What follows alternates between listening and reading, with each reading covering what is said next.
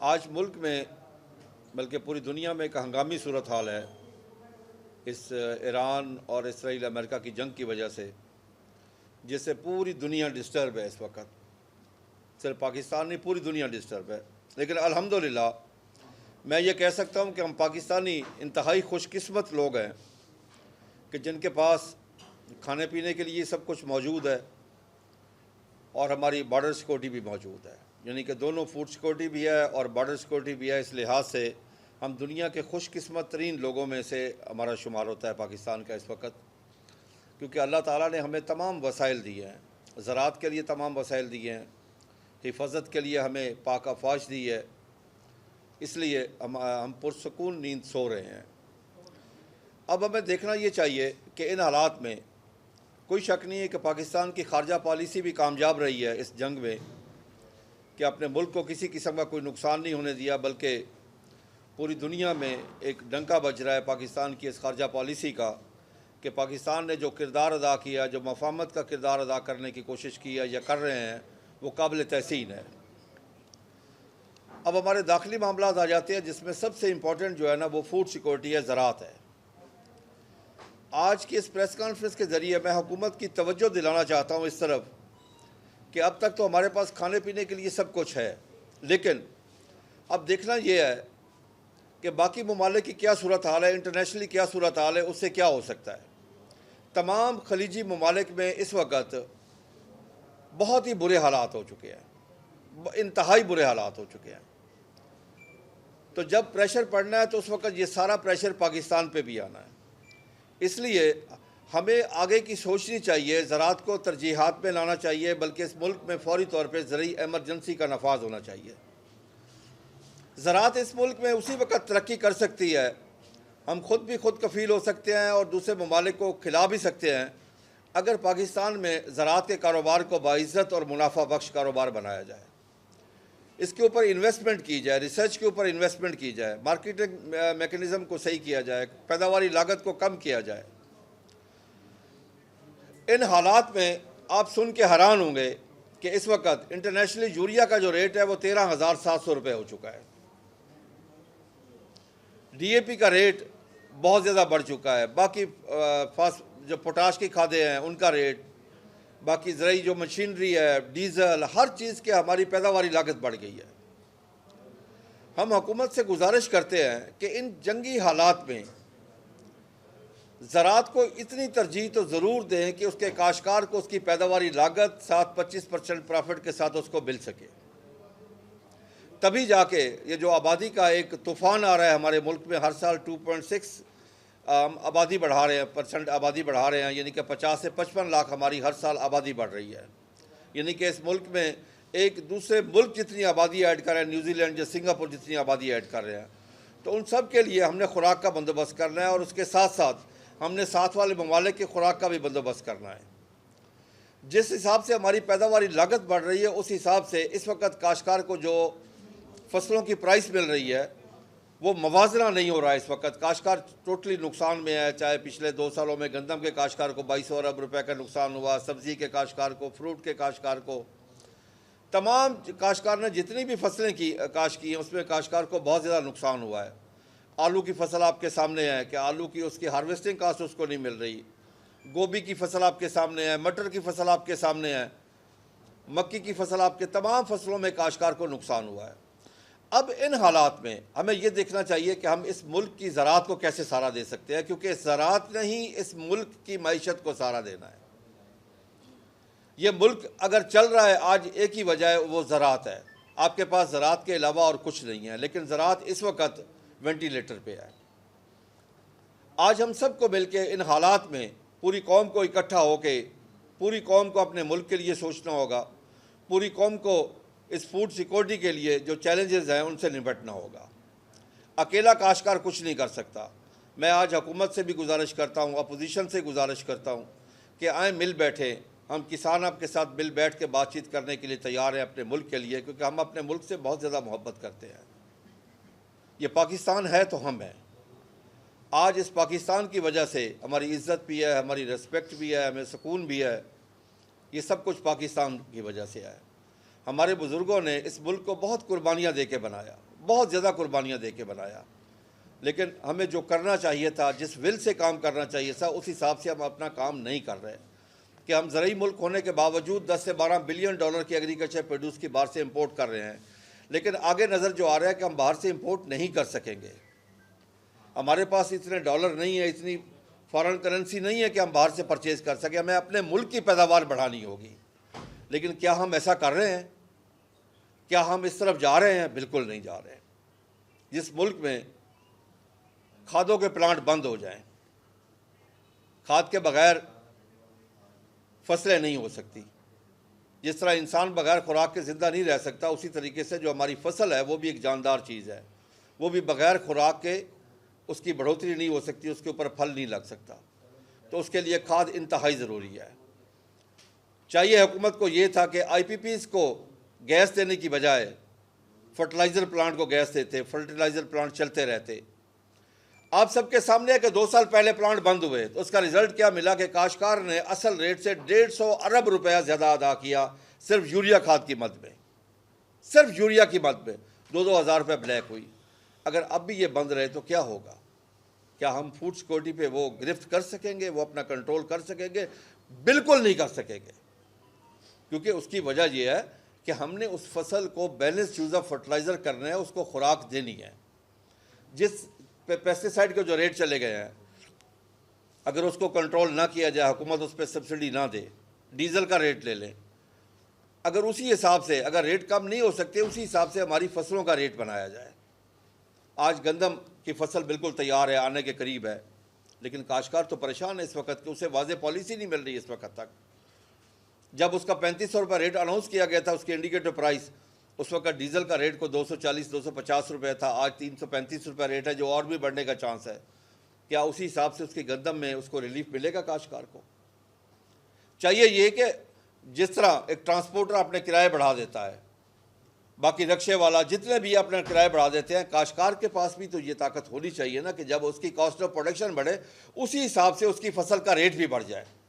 हुकूमत एक क्रेडिट ले रही है, रमज़ान शरीफ में हमने सस्ती चीज़ें दी, खुदा की कसम मैं खा के कहता हूँ वो सारा क्रेडिट इस गरीब काश्तकार को जाता है, जिसने अपना नुकसान बर्दाश्त किया। 40 रुपये किलो जो उसकी कॉस्ट ऑफ प्रोडक्शन थी आलू की, आपको उसने 5 रुपये 8 रुपये किलो दिया। जिस मटर की कॉस्ट ऑफ प्रोडक्शन 70-80 रुपये किलो थी उसकी, आपको उसने 15-20 रुपये किलो वो मटर आपको मुहैया किया। गोभी जिसकी कॉस्ट ऑफ प्रोडक्शन 30 से 40 रुपये, आपको 5 रुपये किलो दी। ये टोटल जो क्रेडिट जाता है वो टोटल काश्तकार को जाता है, लेकिन काश्तकार का कहीं नाम ही नहीं लिया जाता। जो इस मुल्क की असल खिदमत कर रहा है उसका नाम ही नहीं लिया जाता। लेकिन आज इन हालात में हम काश्तकार अपने गिले शिकवे छोड़ के, सब चीज़ें छोड़ के, हम हुकूमत से, अपोजिशन से, रियासत से, सबसे गुजारिश करते हैं, आए मिल बैठे, आए फूड सिक्योरिटी के लिए काम करें। हम पहले ही कहते हैं कि फूड सिक्योरिटी किसान, बॉर्डर सिक्योरिटी जवान इक्वल टू खुशहाल मजबूत पाकिस्तान। अब आप ये देखें कि हमारी हर चीज़ के रेट बढ़ गए। जो चीज़ें हम इनपुट्स के लिए इस्तेमाल, वो ट्रैक्टर है, ट्रैक्टर में डालने वाली बैटरी है, उसमें डालने वाला डीजल है, मोबाइल है, बीज है, पेस्टिसाइड है, तमाम किस्म की थ्रेशर है, हार्वेस्टर, हर चीज़ के रेट बढ़ गए, कई 100 गुना बढ़ गए। लेकिन काश्तकार की हर चीज़ का रेट दिन ब दिन नीचे आया कि 4000 वाली गंदम हमने 2000 में बेची, 100 रुपये किलो मटर बेचने वाला हमने 5 रुपये किलो बेचा, 100 रुपये किलो आलू बिकने वाला हमने 5 रुपये किलो बेचा। हर चीज़ का रेट, कपास जो आज से 10 साल पहले 10 से 12 हज़ार रुपये मन थी, हमने पिछले साल 6000 रुपये मन बेची। हर चीज़ का रेट, लेकिन हुकूमत ने हमारी अश्कशोई नहीं की। चाहिए तो ये था कि हुकूमत हमारे साथ बैठ जाती, हमारी पैदावारी लागत देखती। हम कह क्या रहे हैं, हम इतनी गुजारिश कर रहे हैं कि सिर्फ हमारी पैदावारी लागत निकाल के साथ 25% प्रॉफिट के साथ हमें रेट बना के दिया जाए, जो इंटरनेशनल थंब रूल है। नंबर 1। नंबर 2, बिजली का रेट हमारा 5 रुपये 35 पैसे था, 1 यूनिट 1 रेट, आज से 4 साल पहले, आज वो 50 रुपये यूनिट है। क्या हमारी किसी चीज़ का रेट बढ़ा है? क्या हमारी किसी जिन्स का कोई रेट बता दें जिसका रेट बढ़ा हो? हमारा रेट, हमारी जिन्सों के रेट दिन ब दिन कम आया है। आप यकीन कर लें, मैं काश्तकार के जज्बात का लफ्ज़ों में अहाता करके नहीं बता सकता, मैं उसकी तकलीफ़ की शिद्दत आप तक नहीं पहुंचा सकता कि जब वो अपनी फसल मंडी में बेचने जाता है, जब वो वापस आता है तो उसके जज्बात उस वक़्त क्या होते हैं। उसने भी अपनी बच्चियों की शादियां भी करनी है, उसने बच्चों का इलाज भी करना है, बच्चों को तालीम भी देना है, कपड़े भी लेके देना है, अपने बच्चों की खुराक का बंदोबस्त भी करना है और साथ 25 करोड़ आवाम की खुराक का बंदोबस्त भी करना है। आज हम अहद करते हैं, हम काश्तकार इस मुल्क के लिए दिन रात काम करने के लिए तैयार हैं। हम 24 घंटे काम करेंगे, साल के 365 दिन काम करेंगे, इसकी मुल्क की तरक्की में हर किस्म की काविश करेंगे। लेकिन ये मुल्क, इस मुल्क की 25 करोड़ आवाम भी इस काश्तकार के साथ खड़ी है, क्योंकि पूरी 25 करोड़ आवाम जो सुबह दोपहर शाम को खाती है वो इस काश्तकार का उगाया हुआ है। काश्तकार नैब खुदा है, अल्लाह का दिया और रिज़्क़ इस ज़मीन का सीना चीर के अल्लाह की मखलूक तक पहुँचाता है।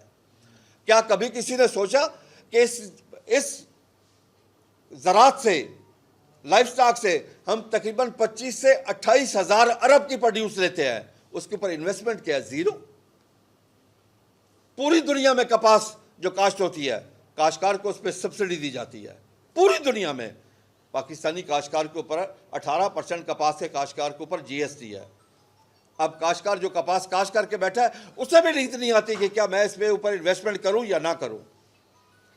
इसके ऊपर पेस्टिसाइड का, फर्टिलाइज़र के जो इतनी हैवी इन्वेस्टमेंट है, मैं करूं या ना करूं। ये नुकसान इस मुल्क का है, अकेले काश्तकार का नहीं है।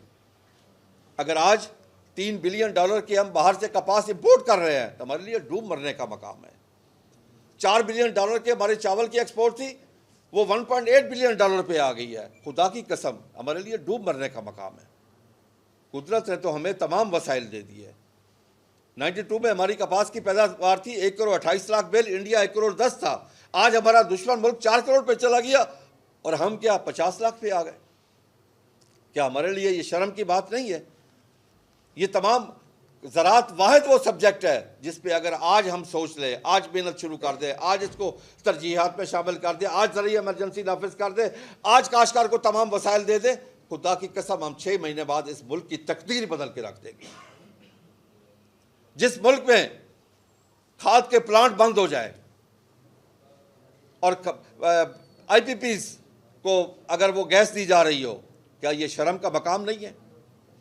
भाई IPPs वाले कौन हैं? इस पूरी 25 करोड़ आवाम का खून चूस के हैं, वो निचोड़ लिया उन्होंने खून, लेकिन माजरत के साथ सब ताकतें उनके साथ खड़ी हैं। हम हर साल कैपेसिटी चार्ज 2200 अरब रुपए अदा करते हैं, किस बिजली का बिल? जो हमने बिजली जलाई नहीं है। आज हमें सोचना होगा, जिस हिसाब से हम आबादी बढ़ा रहे हैं, जो दुनिया के हालात बन गए हैं, अब हमें बाहर से कोई चीज़ नहीं मिल रही। अब हमें चाहिए हम अपने चुलिस्तान को आबाद करें, हम सिंध में गैराबाद रकबे को आबाद करें, हम बलूचिस्तान को आबाद करें, हम वहाँ पे नहरें बनाएं। और जो लोग आके जिन्होंने नहरों की मुखालफत की है, मैं नहीं समझता कि वो पाकिस्तानी कहलाने के हकदार हैं इस वक्त। वो उसकी वजह यह है, ये खुराक जो पंजाब किसके लिए पैदा करता है? पंजाब पाकिस्तान के लिए पैदा करता है, न कि सिर्फ पंजाब के लिए पैदा करता है। सारी गंदम पंजाब में होती है, 80% गंदम पंजाब में होती है, और पंजाब ही सिंध को देता है, बलूचिस्तान को देता है, KPK को देता है। फिर वो हमारे भाई आके हमारी मुखालफत क्यों करते हैं? क्या हमारे सिंध वाले भाइयों ने, हमने कुर्बानी नहीं दी उनके ऊपर? क्या अपने हिस्से का पानी नहीं दिया उनको? आज मेरा पानी है 2.5 क्यूसेक पर 1000 एकड़ सलाना नहरों का, और शिशपाई नहरों का 3.5 क्यूसेक है, जबकि सिंध में हमने पानी कितना दिया? 8 से 14 क्यूसेक पर 1000 एकड़। किस लिए? सिर्फ इसलिए दिया था कि हमारा पानी नीचे मीठा, उनका कड़वा है हमारे भाइयों का, और हमने खुशी से दिया। हालांकि चाहिए यह था कि वो हमारी पंपिंग कॉस्ट पे करते, हमने वो भी उनसे नहीं ली। लेकिन पंजाब के साथ ये सलूक तो नहीं होना चाहिए ना कि पंजाब के खिलाफ कोई आवाज़ उठाए। पंजाब में अगर नहरें बन रही हो तो उसकी मुखालफत की जाए। आज ये इंतहाई ज़रूरी है कि हम अपने चुलिस्तान को आबाद करें। जिस तरह आबादी का एक अजदहा आ रहा है हमारे पास, एक तूफ़ान आ रहा है हर साल 50 से 55 लाख, उसको कवर हम कैसे कर सकते हैं? अब हमें बाहर से कोई चीज़ नहीं मिल रही। आज दुनिया के हालात बिल्कुल तब्दील हो चुके हैं। अब जहाज़रानी नहीं हो रही है इस वक्त, आगे भी पता नहीं क्या हो। हमें दुआ करनी चाहिए कि खुदा करे कि पूरी दुनिया में हालात बेहतर हों, ख़ुसूसन हमारी उम्मत मुसलमान के लिए हालात बेहतर हों। आज पूरी उम्मत मुसलमान एक इंतहाई तकलीफ़ में है इस वक्त, हद से ज़्यादा तकलीफ़ में है। देखिए ना, दुश्मन की कोशिश है ये आपस में लड़े। हमारे जितने भी ऐसे ताकतें हैं उनकी कोशिश है ये मुसलमान आपस में लड़े, लेकिन खुदा हमें सबसे महफूज रखे, सब उन चीज़ों से महफूज रखे। आज मैं हुकूमत से बार बार गुजारिश कर रहा हूँ कि ज़राअत को तरजीहात में शामिल करें, ज़राअत को तरजीहात में शामिल करें, ज़राअत को तरजीहात में शामिल करें। टेक्निकल लोगों को बिठाएं, एक थिंक टैंक बनाएं। ये ज़राअत इस मुल्क की रीढ़ की हड्डी है, उसको मत तोड़ो। ये ज़राअत होगी तो पाकिस्तान होगा। पाकिस्तान इसी ज़राअत की वजह से चल रहा है। खुदा की कसम मैं खा के कहता हूँ, जब भी इस मुल्क में मुश्किल वक्त आया इस ज़राअत ने सहारा दिया। आपने एटमी धमाका किया, पाबंदियां लगी, ज़राअत की वजह से कोई भूखा नहीं सोया। 9/11 हुआ, पाबंदियां पाकिस्तान के ऊपर लगी, ज़राअत की वजह से कोई भूखा नहीं मरा। साल आपने दहशतगर्दी के खिलाफ जंग लड़ी, इस ज़राअत की वजह से कोई पाकिस्तान में भूखा नहीं सोया। कोविड-19 में, कोरोना में पाकिस्तान अल्हम्दुलिल्लाह कोई फूड शॉर्टेज का मसला नहीं बना। अभी इस जंग में अल्हम्दुलिल्लाह पाकिस्तान के पास सफिशिएंट खुराक मौजूद है और अगली फसल हमारी तैयार खड़ी है। लेकिन अगले हम 2 साल हमने नुकसान बर्दाश्त किया है। 2 साल 2200 अरब रुपए खुदा की कसम सिर्फ गंदम में हमने नुकसान किया है। हमें असल रेट से कम रेट मिला है। अब खुदा के लिए हमें बेहतर रेट दो ताकि हम अगली फसलों के ऊपर इन्वेस्टमेंट कर सकें। हमें खाद मुहैया करो, हमें खाद पे सब्सिडी दो।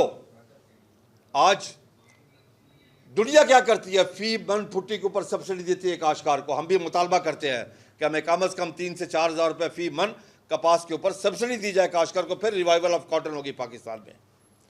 इस वक्त लाजमी है कि हमें फास्फोरस खादों के ऊपर कम अज़ कम 4 हज़ार रुपये सब्सिडी दी जाए और जो प्लांट बंद पड़े उन प्लांटों को फौरी तौर पे आज ही चलना चाहिए उनको, क्योंकि ये फूड सिक्योरिटी का मसला है, ये इंसानी जिंदगियों का मसला है। ये इस वक्त अगर आपके पास खाने के लिए कुछ होगा तभी है।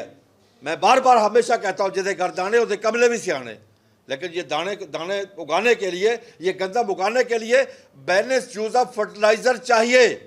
हम पाकिस्तान में तो पहले ही already balance use of fertiliser नहीं करते।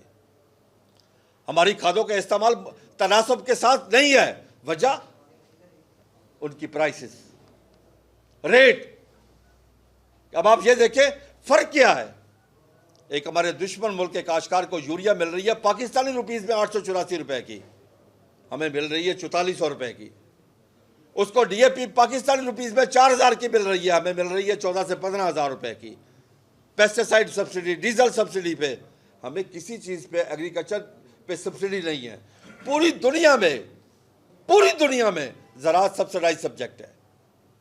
ये खुराक का मसला है, हर शख्स की डिमांड है। हर शख्स ने, वो अमीर है, गरीब है, यतीम है, मस्कीन है, कोई भी है, उसने खुराक तो खानी है।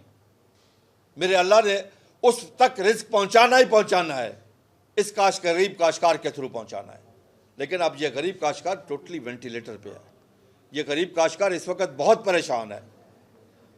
खुदा की कसम मैं खा के कहता हूं, अगर मौत हराम ना होती तो ये जो आलू वाला वाकया हुआ या पिछले साल गंदम का वाकया, पाकिस्तान में कई काश्तकार खुदकशी कर चुके होते। लेकिन एक ही वजह है कि ये मुसलमान है, खुदकशी मुसलमानों में हराम है। तो काश्तकारों के हालात बेहतर बनाएं ताकि वो आने वाली फसलों में बैलेंस यूज ऑफ फर्टिलाइजर कर सके, पेस्टिसाइड का इस्तेमाल कर सके, डीजल का इस्तेमाल कर सके, नई मशीनरी खरीद कर सके। हमारी हर चीज़ जो हम इनपुट से इस्तेमाल है, हर चीज़ का रेट बढ़ गया, हमारी फसलों का रेट हाफ से भी कम हो गया। इस तरह ये मुल्क नहीं चलेगा। मैं बार बार गुजारिश कर रहा हूँ कि खुदा के लिए हमें तौफीक दें, हमें ताकत दें, हम बैलेंस यूज ऑफ फर्टिलाइजर कर सकें। खुदा ना खास्ता ये जो बाहर हालात बन गए हैं कि 13,700 की यूरिया हो गई है, अगर अपने प्लांट बंद रखे बाहर से मंगवानी पड़ी तो फिर क्या होगा? क्या आप 10,000 रुपए फी बैग पर सब्सिडी दे सकेंगे? ये 13,700 से लेके आज का रेट 14,700 रुपए तक है। ये रेट इससे ऊपर भी जा सकता है। बाकी दुनिया तो अपने मुल्क में सब्सिडी दे रही है कि दुनिया में जो मर्जी रेट चला जाए, वो 20,000 की खरीद के भी अपने काश्तकार को 800 रुपए की देंगे। पाकिस्तान में ऐसा नहीं है। पाकिस्तान में काश्तकार को पाकिस्तानी और इंसान तस्लीम नहीं किया जा रहा। खुदा की कसम में खा के कहता हूं कि इज्जत की निगाह से उसको देखा नहीं जा रहा, क्योंकि इस वक्त ये किसान ही है जो इस मुल्क को चलाएगा। ये किसान है सिर्फ। आपकी टोटल एक्सपोर्ट की जो सारी है वो ज़राअत के ऊपर है। आज भी जो टोटल आपकी एक्सपोर्ट है उसमें कितने परसेंट ज़राअत है? 80 से 90% ज़राअत है आपकी। आप इंडस्ट्री में आगे नहीं जा सके, आप IT में आगे नहीं जा सके, आप बाकी चीज़ों में आगे नहीं जा सके। एक ज़राअत ही तो है। ये काश्तकार, ये दिल जला है इस वक्त, इसका साथ दो। ये काश्तकार मुहिब्बे वतन है। ये अपनी ज़मीन का टुकड़ा उठा के किसी दूसरे मुल्क में मुंतकिल नहीं कर सकता। इसका जीना पाकिस्तान में, मरना पाकिस्तान में, औलाद इधर, जदाद इधर, तालीम इधर, सेहत इधर, ईमान इधर, कब्रिस्तान इसका इधर, इसकी सैर सेहत पाकिस्तान में है। हम पाकिस्तान से मोहब्बत करते हैं और पाकिस्तान के लिए हर कुर्बानी देने के लिए तैयार हैं। हम अपने दुश्मन हमें बैली आंख से नहीं देख सकता। तो हमारे लिए दो सिक्योरिटी है, नेशनल सिक्योरिटी, एक फूड सिक्योरिटी और एक बॉर्डर सिक्योरिटी है। और फूड सिक्योरिटी किसान, बॉर्डर सिक्योरिटी जवान, इक्वल टू खुशहाल मजबूत पाकिस्तान। Thank you.